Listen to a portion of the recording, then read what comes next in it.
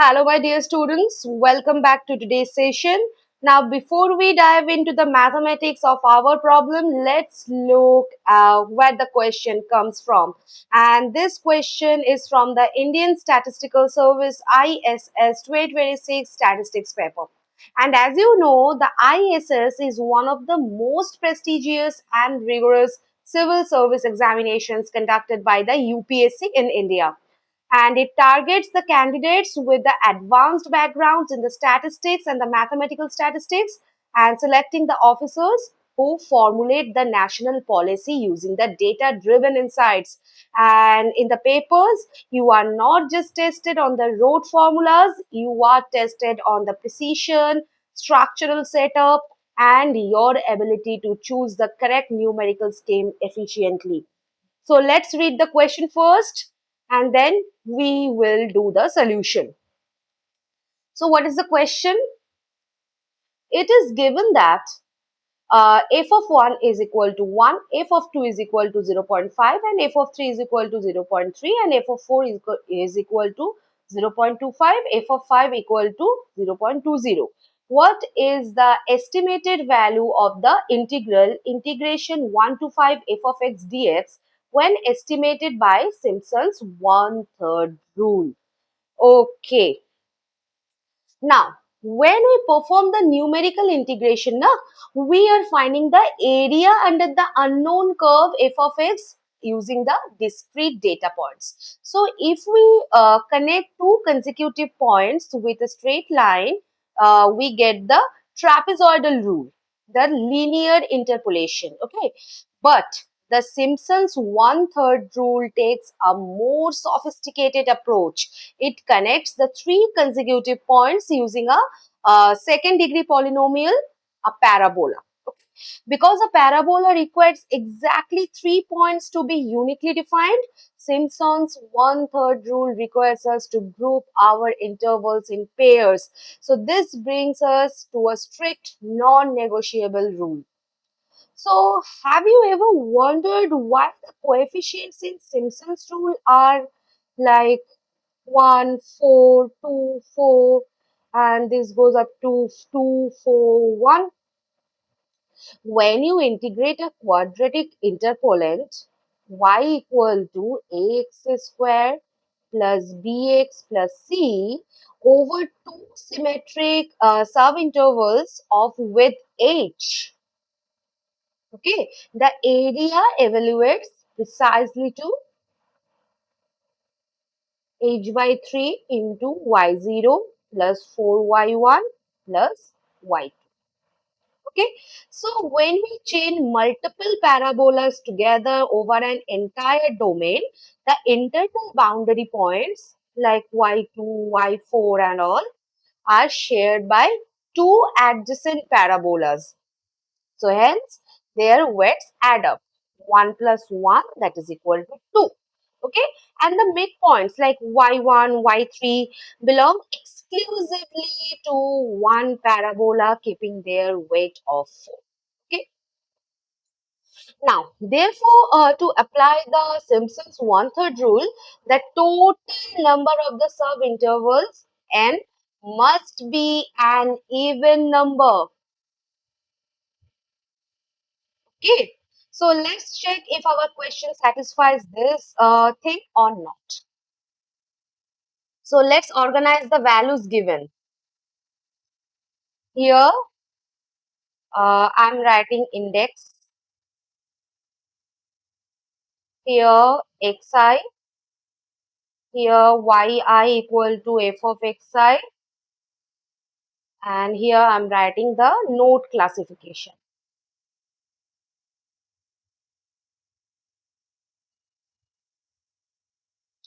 Okay, so index 0, 1, 2, 3, and 4.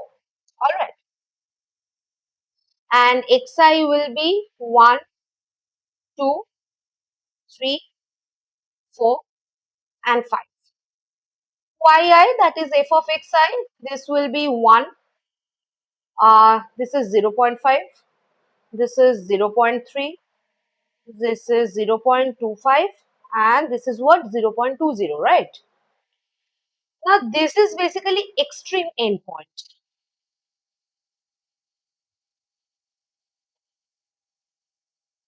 Y0, and this is odd node Y1, and this is even internal node Y2,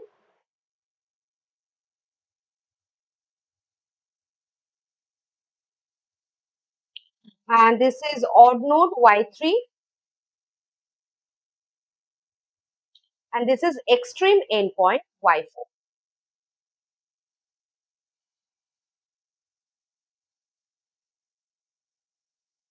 Okay, so look at the intervals 1, 2, 2, 3, 3, 4,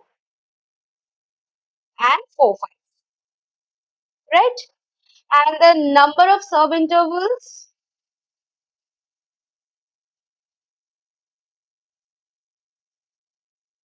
n.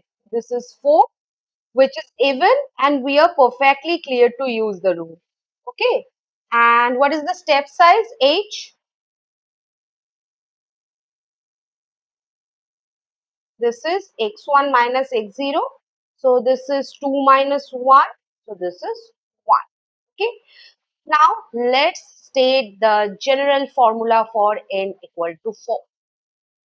This is integration x0 to x4 f of x dx, which is approximately h by 3 into y0 plus y4 plus 4 into y1 plus y3 plus 2y2. Okay. Now, notice how beautifully the structural architecture of the formula maps out. Now, some of the extreme boundary ordinates.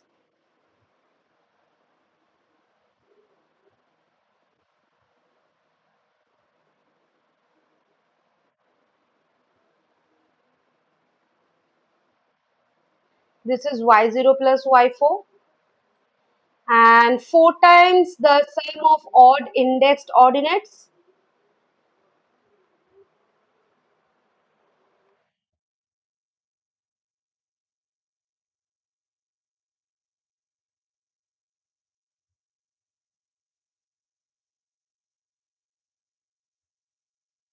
This is 4 into y1 plus y3, right?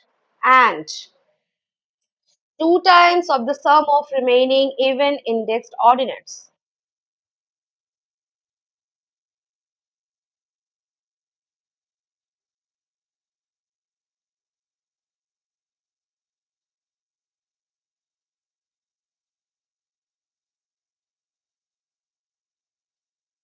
This is 2 into y.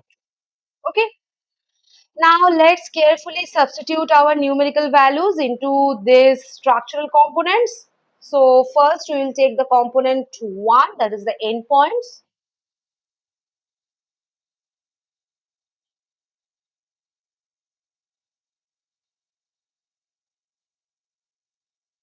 That is y0 plus y4. So this is equal to 1 plus 0.20.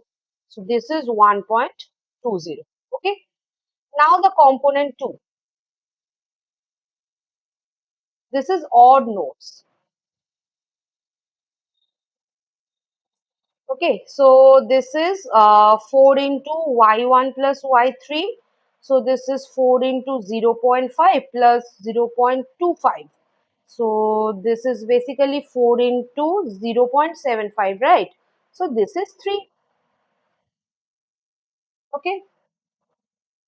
Now let's combine everything inside our main bracket. So the bracket sum, this will be 1.20 plus 3 plus 0.60, right? So this is 4.80, right? Finally, we multiply by our prefactor h by 3. So estimated integral will be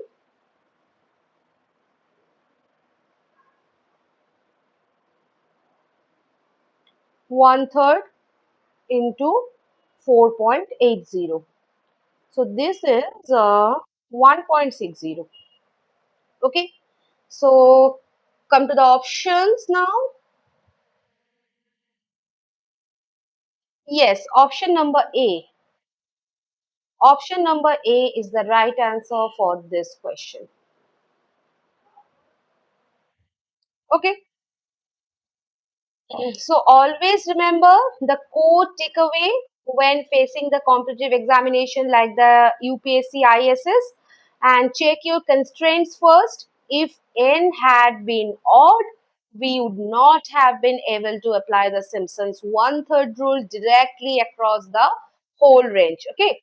And another fun mathematical observation is like the underlying function values resemble f of x equal to 1 by x except for the f of 3 equal to zero point 0.3, where 1 by 3 is like 0.333 something. Okay, so if we analytically integrated integration 1 to 5 1 by x dx, we would get like natural log 5, which is near about 1.6094. Okay, but our numerical approximation gives us 1.60, illustrating just how incredibly accurate Simpson's rule is even with very few data points. Okay, so are there any questions on how we group the boundary layers or evaluated the weights? So if you have any kind of question, you can ask me in the comment section. You can write it down in the comment section. Okay. So I hope all these logics are clear to you guys. See you in the next session with a new question of the Indian Statistical Service 2026 statistics paper. Till then, bye bye.